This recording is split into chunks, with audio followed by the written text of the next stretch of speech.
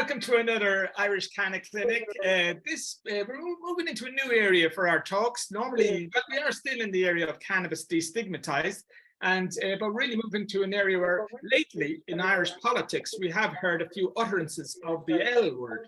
The L word, of course, being legalization. We've had a couple of politicians move from very strong decrim messages to legalization. So in the next couple of talks, I'm going to be very focused on things about legalization. Now, today's guest is somebody who I met in Barcelona, as I do, I'm here. And so I met him at the World CBD Awards. And I was literally, because of my MS, I was walking around the thing, and he's obviously seen me struggling a bit. And he said, and I went over to his stand. His company is called the Third Eye. But I went over to the stand, and he said, "Do you want to have a taste of this vape?" And I tried the vape, and he said, "Yeah." So the nature of vaping is you get an instant result. So I had a little bit of a dander around, and 10, 15 minutes, he told me, see how it works out.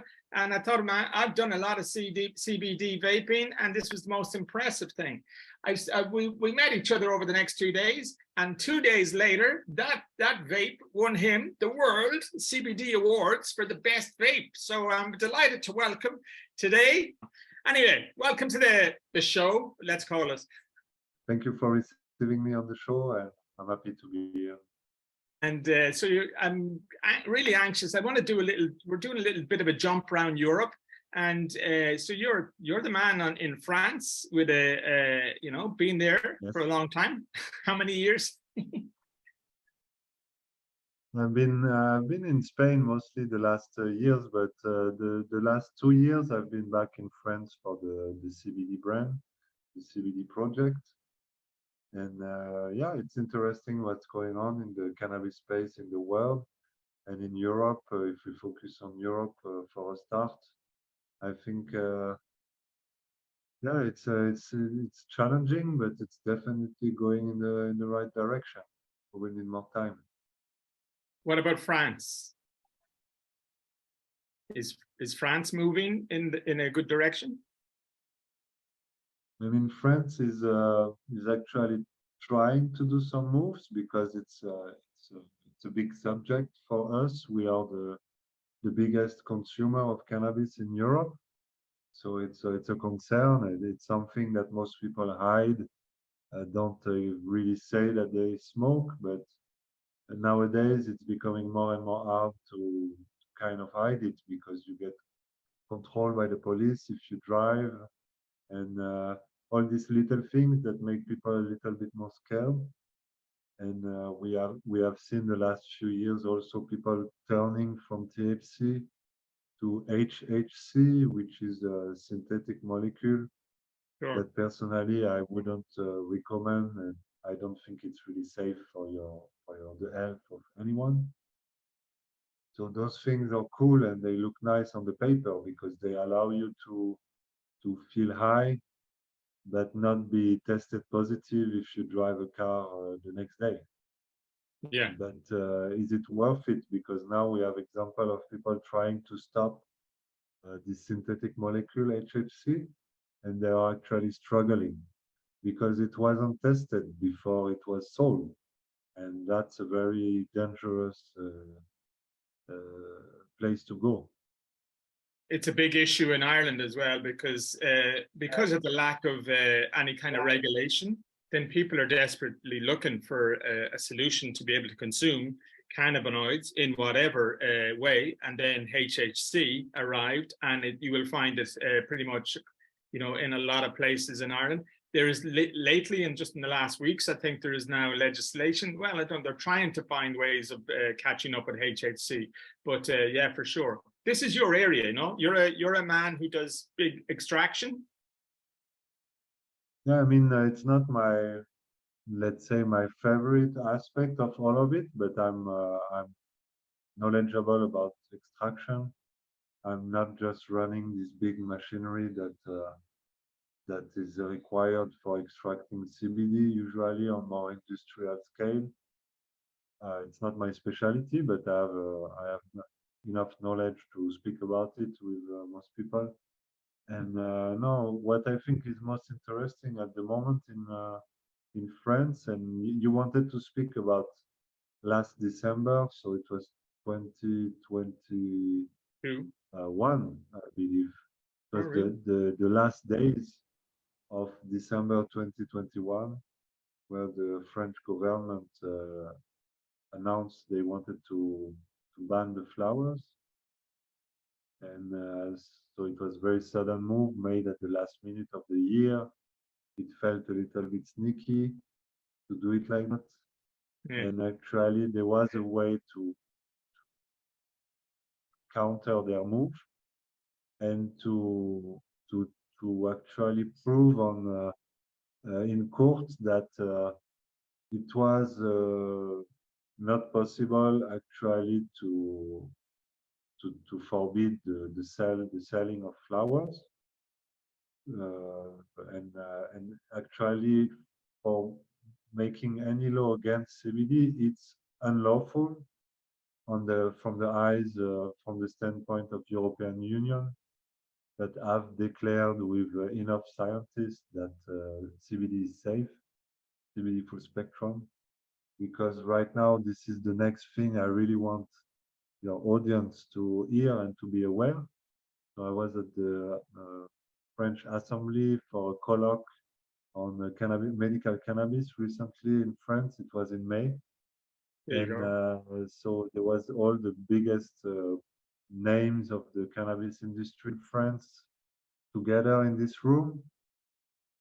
And basically someone from the European Industrial Hemp Association, a very important woman called Lorena uh, Lorenza or something like this. It's an Italian name. She's Yeah. a very important woman lobbying at the European Union for the hemp, and that it goes in a direction that allows people who work with hemp or CBD to actually work, because the framework has been very difficult to actually for the farmer mostly, to Yeah. grow something under zero point 0.2 THC that has a value and quality to the end consumer is extremely challenging, nearly impossible. So that's the challenges the industry is facing on all levels. As an entrepreneur with an end product, or as a farmer, you're you're putting all this difficulty on your path that are not really allowing you to expand in the way you could in any other industry, really. Sure.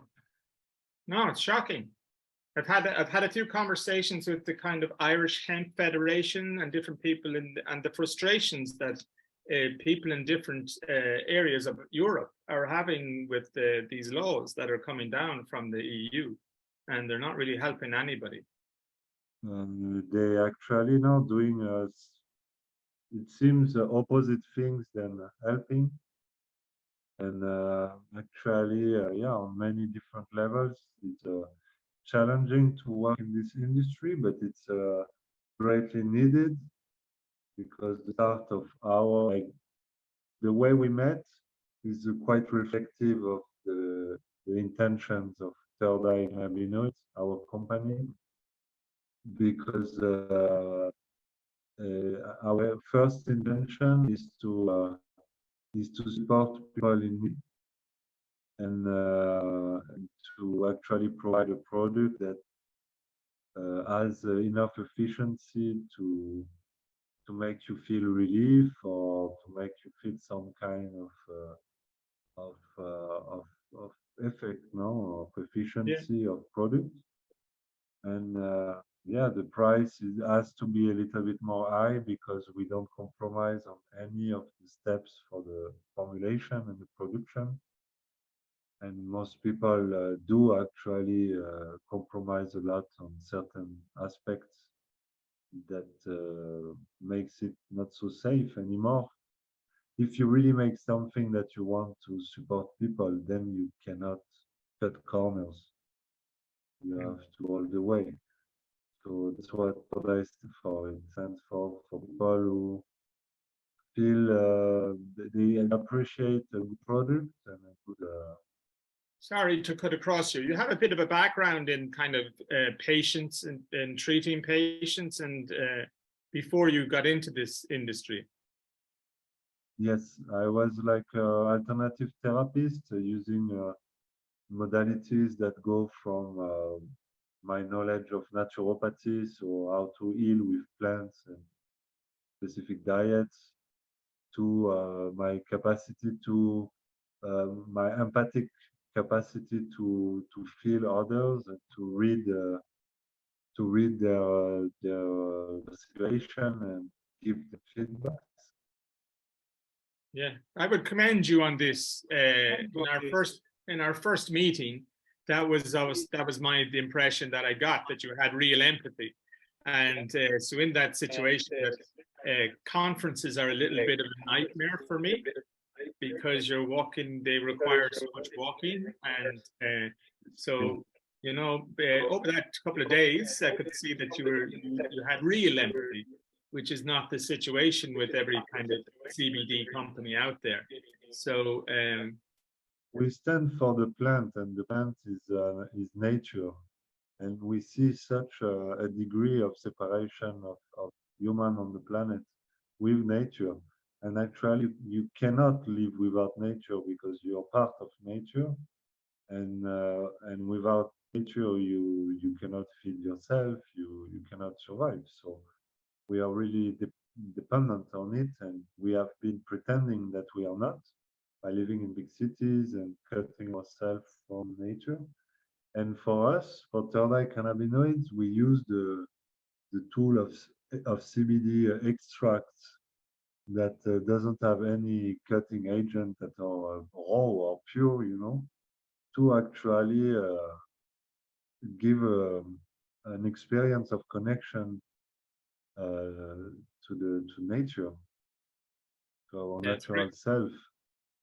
It's great, man, because I've shared the vapes with several people, and they've all really got good effects of them. And I don't really vouch for too many CBD products, or haven't in the past at least, because I need to test them, I need to feel them, and I like to feel the people behind them. So, and on both those cases, I kind of tick the boxes there. And you went off and won the award.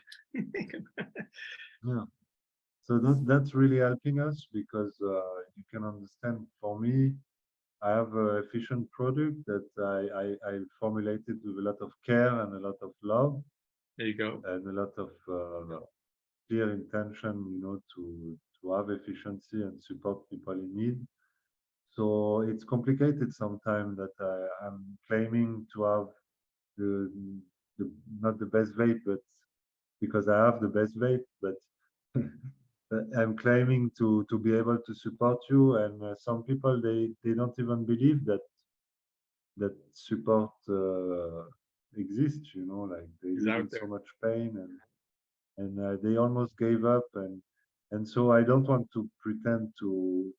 I just want them to try. Basically, I just want them to be curious, to try it for themselves and see how it feels. And usually we have amazing response. It's always like, oh, it's so smooth, or oh, it's so clean on the That was throat. the It one, doesn't the make you most cough, striking, the most striking thing for me in the beginning was it is the smoothest vape that I've ever kind of really consumed, and it's, and then that makes it easy for the people who are not so long in the industry or intimidated a little bit by it, so that it's when it's not, this is just like breathing, then it's but makes exactly. you feel, yeah. I even had one person one night at a birthday party that I didn't know, but he was not smoking cigarettes, vape, or joints, or anything. And I said, yeah, but you can still try. He explained me his life story a little bit, and I definitely felt that he would benefit from CBD. It's just that his mind was like, I don't smoke anything, so that's not something I'm doing. And so I said, yeah, but just have a try. It's vaping, so it's not smoking. It's not as harsh. It's much more pleasant for someone who doesn't smoke. Try this. And he tried, and he said after trying, he said it's something that I would consider actually using, you know. So I turned someone that was not smoking anything into Yeah. to someone who would consider it with this product, you know. That We have to consider all these elements together. That everybody's different. Everybody has different reactions. Everybody has bad experiences maybe in the past with smoking of any kind or putting anything into their lungs. So it's you need to people have to get past these little mini barriers. But this product could help people make peace, right, with those kind of. So I want to just get a little bit more out of your amazing mind about what do you feel is going on in Europe? In Europe, I'm sensing that actually Ireland and maybe France are on similar page in terms of still playing the stupid, like, oh, cannabis is a bad drug, you know, you will have issue if you use it, but selling like tons of medication or other kinds of things. So I think it's just we could. I don't know if I'm allowed to say that on your podcast, but the grip of big pharma on different societies, you know, make it very difficult for cannabis plant to take its place, its rightful place in terms of healing plant that can provide a lot of improvement in quality of life, mainly to many Sure. people who are sick. And so why is that our government is going against better quality of life?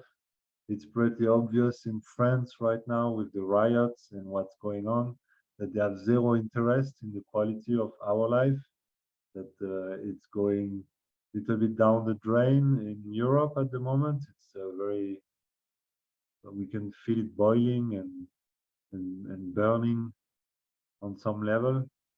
And I think it's a necessary place we have to go in order to heal a lot of trauma in our society. But cannabis has a huge part to play, and I believe that Germany is about to break through, that they are lobbying at the highest level of the European Union to make it happen, because they are intelligent enough and they have the mind to set up the regulation in such a way that it's going to be inspiring to the rest of Europe. So They're Belgium socially is already oriented. speaking. Sorry. Germany is very socially oriented, so they'll be thinking about health service. Their health service will provide, bring this out to patients, and that's going to be the model. That's going to be the model. And so what they are doing right now, Germany, I peeped into it a little bit, and I have something to share with the audience that really resonated with me. So they said we don't want to solve a problem. We don't want to create more problem. We want to solve this issue of cannabis in society. So they have studied carefully and understood that it will not go without the social club model and giving access to people to grow for themselves. Yeah. That it's the only way you have a chance to attack the black market. And if you are claiming to be interested in making it legal or for adults to consume, then you have to see the frames that would allow the black market to stop. And I think that's what happened also in Spain in the past, when the social club started and the police finally had more less work in street to stop people dealing and stuff, because it was finally happening in a special environments in these clubs. Yeah. And the police in Barcelona are very happy that since it's happening in clubs, they can focus on more important things. It has a tremendous domino effect to have a country like Germany managing to do it. Already Belgium, Switzerland, Republic Czech, very seriously, Malta, and also Malta, um, Malta, Malta, and I think Luxembourg. Luxembourg has made real Luxembourg. progress. I was looking for Luxembourg. Yeah, Yeah, yeah, they are very advanced in this, and but they are not big enough like Germany to really trigger an impact on the on France or Spain or Ireland, you know. But as soon as Germany does that, I think the rest of Europe is gonna realize uh, what are the we game is doing, up. you know, like yeah, the game is over.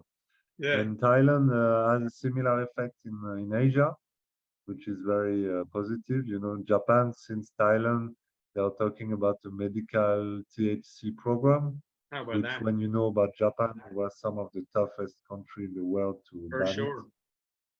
So that's very positive. Also, Malaysia, since Thailand did it, they felt inspired to do the same, but it's not yet done.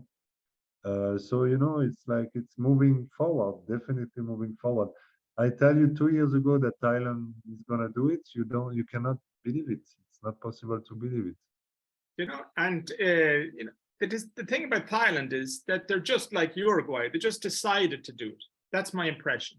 They, like, within a couple of parties and a couple of groups of politicians, they got together and we're going to do this, and they did it.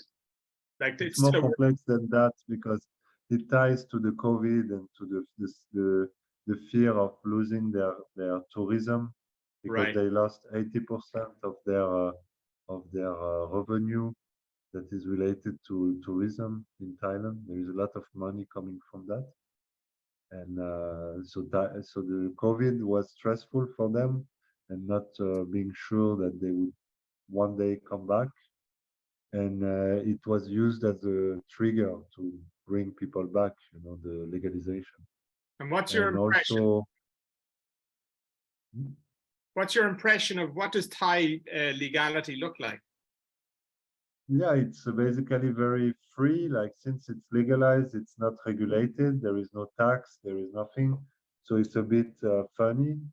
But they just made flower legal, and already you see a lot of people selling hash and extracts and stuff. So here it goes very fast. It's a very different way people are doing and things, and they are learning fast. They are fast learners. So already in 1 year, it's quite impressive what they could do. And there was rumor that they want to go back, the new government. But just recently, 1 day ago, I've heard news about that, and they couldn't have enough votes to actually bring that backwards. So it's still deciding at the moment, but normally it will be okay. They will keep it. You know, it's a good thing for the country. I think How is it? personally, my impression. How Most is it people being are happy consumed? about it. Can you smoke in the streets? Is it like, how is it being No, like it depends where you are, but mainly you're supposed to smoke at home or in social places, but they don't really have a license for you to smoke. They let you do it, but it's not clear yet what you're supposed to be able to sell, but not smoke in the same place. So it's still a bit confusing, you know, still not clear. Mainly it's legal. You will not go to jail for any of it. There are fines if you do smoke in the streets or things like that, but they are not really enforced right now. I is there a haven't right heard to about grow? any example. Sorry. Is there a right to grow? Can you grow plants? Uh, for, for foreigners, not really, because Thailand is a very nationalist and protective country.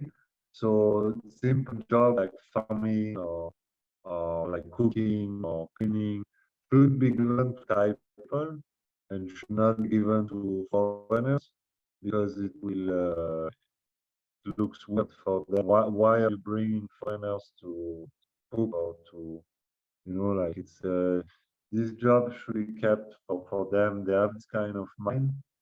Right. So as a special grower myself, I have knowledge they don't have, and they see it as talent that they are happy to bring. So I could be considered, I could be legally grown in Thailand, but more as a consultant. I provide knowledge and more in this way. But yeah, it's different structure of society. Have you brought the brand, the Third Eye, to Thailand in any way? Yeah, that's the plan, but we are taking our time and doing it right because our vision anyway is long term. We plan to still be here in 15 years, 20 years from now, and Third Eye with all these years building up trust with the cannabis community and showing that we are actually working for you or working for the people, making sure that And they for have the some good plant, stuff in the pocket. Yeah, for the plant to show what's possible with this plant through this project, yeah, push the envelope. yeah, no, I love what you do, man, and it's I hope you keep doing it and creating new products. So there you go. There's Thai. There's freedom. And here's here's a bit of Barcelona freedom, but I don't combust anymore.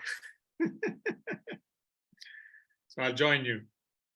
It's been a pleasure. Is the CBD Awards happening? I don't believe it's happening anymore. Is that that same It award? was supposed to happen, but I got a call yesterday that they might have to cancel for Yeah, some fortunate reason. But yeah, we will be winner one more year, I guess. sure. We'll definitely meet you in La Creme some other night.